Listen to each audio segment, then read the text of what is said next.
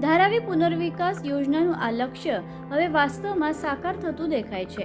આ સર્વેક્ષણ દરમિયાન એવું કહેવાય રહ્યું છે કે કેટલાક ધારાવી વાસીઓને અયોગ્ય જાહેર કરવામાં આવ્યા છે, પરંતુ તાજેતર યાદી અનુસાર જે નાગરિકોને અગાઉ ઝૂંપડપટ્ટી પુનર્વિકાસ યોજનાઓમાં અયોગ્ય ઠેરવવામાં આવ્યા હતા તેમને હવે આ યોજનામાં મૂલ્ય ચૂકવીને પાત્ર માનીને ઘરો આપવામાં આવશે.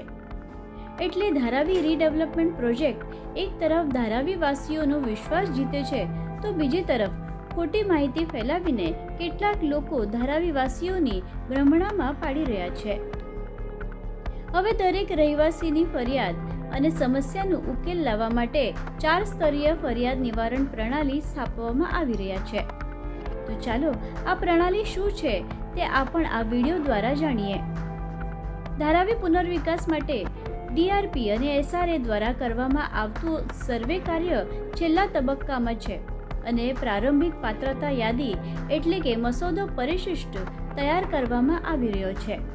DRPએ તાજેતરમાં તેની સત્તાવાર વેબસાઇટ પર પરિશિષ્ટનો પ્રથમ ડ્રાફ્ટ પ્રકાશિત કર્યો છે.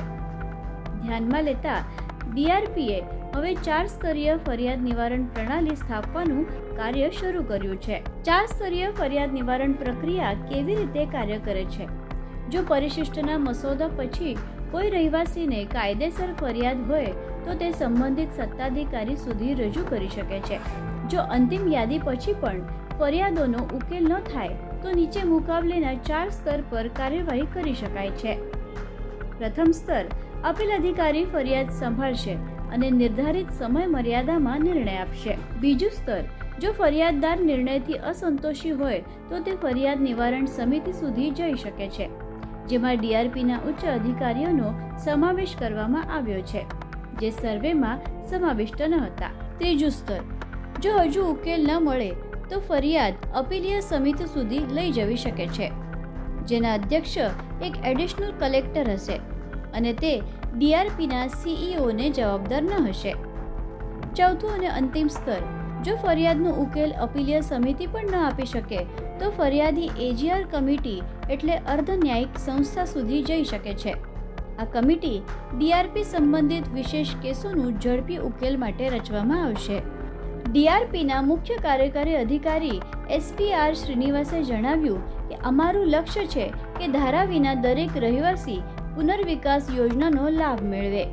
જો કોઈને લાગે કે તેમનું નામ યાદીમાંથી ભૂલથી રહી ગયું અથવા સર્વેમાં ભૂલ થઈ ગઈ છે તો તેમને પૂર્ણ ન્યાય મળશે. તેમની ફરિયાદ માટે સિંગલ વિન્ડો પ્રણાલી બનાવવામાં આવી છે.